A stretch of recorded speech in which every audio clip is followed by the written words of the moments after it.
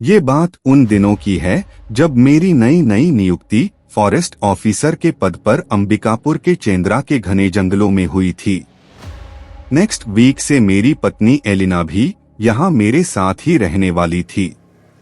उसने अपनी सारी पैकिंग पहले से कर रखी है। रात का सन्नाटा छाया हुआ था। पूरे आसमान में घने काले बादल छाए हुए थे। हवा काफी तेज चल रही थी जो लंबे पेड़ों को नीचे तक झुका रही थी। आज ऑफिस से लौटते समय मेरी कार बीच रास्ते में ही खराब हो गई थी।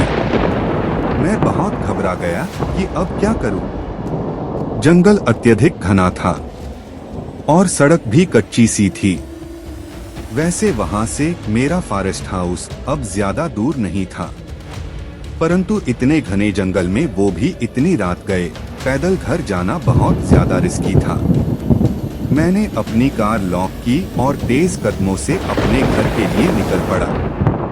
तभी बादलों की तेज गर्जना के साथ बहुत तेज बिजली कड़की।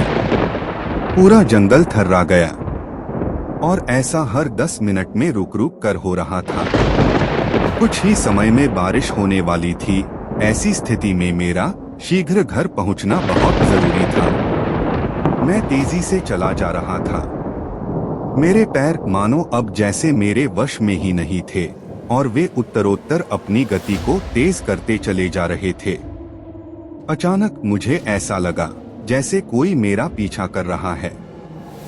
परंतु ट्रेनिंग में हमें यह सिखाया गया था कि भले ही आप अंधविश्वासी ना हो, परंतु फिर भी अगर आप रात में जंगल में कहीं से गुजरें और ऐसा लगे कि कोई पीछा कर रहा है तो गलती से भी कभी पीछे मुड़कर मत देखना, बस चलते चले ही जाना। मैं भी बिना पीछे मुड़े तेजी से चलता रहा।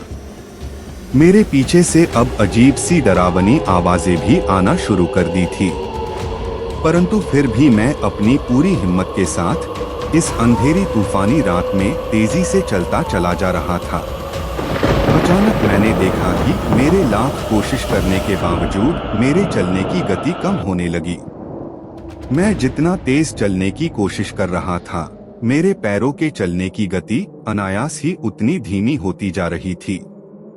मैं कांपने लगा कि कुछ अनर्थ होने वाला है, क्योंकि पहले कार ने साथ छोड़ा और अब पैर भी साथ छोड़ रहे हैं।